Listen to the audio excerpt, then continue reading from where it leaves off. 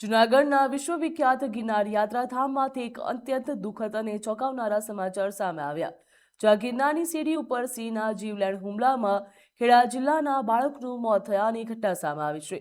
શોધખોળ દરમિયાન મૃતકના કંકાલ અને કપડાં મળી આવ્યા હતા તેવું પ્રાથમિક માહિતી સામે આવી, જ્યાં મૃતક ગિરનાર દર્શન માટે આવ્યો હતો અને ઘટનાની જાણ થતાની સાથે જ વન વિભાગ અને પોલીસની ટીમ પણ સ્થળ ઉપર પહોંચી હતી અને સર્ચ ઓપરેશન હાથ ધર્યું હતું।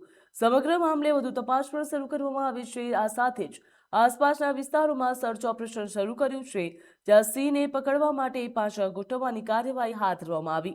નોંધનીય કહી શકાય છે કે છેલ્લા કેટલાય મહિનાઓમાં ગીર વિસ્તારમાં માનવ અને વન્યજીવ સંઘર્ષના કિસ્સાઓ વધ્યા છે। ગયા વર્ષે પણ ગીર નજીક 4 બાળકોના મોત બાદ 23 સિંહોને પકડવામાં આવ્યા હતા। मैं गिरनार में रात रोकाया था અને સવારે 5:45 ચઢવાનું ચાલુ કર્યું હતું અને 50 પગથિયા ચડ્યા અને અમારો 50-60 જણા હંગાત હતા, બીજા બધા હંગાત હતા અને સિંહ આવ્યો અચાનક અને બાળકને લઈ ગયો। લાઇટની સુવિધા નથી અને એમ કહેતા હતા કે 3 દાડાથી સિંહ અહીંયા જ બેસી રહેતો હતો, પગથિયામાં જ બેસી રહેતો હતો।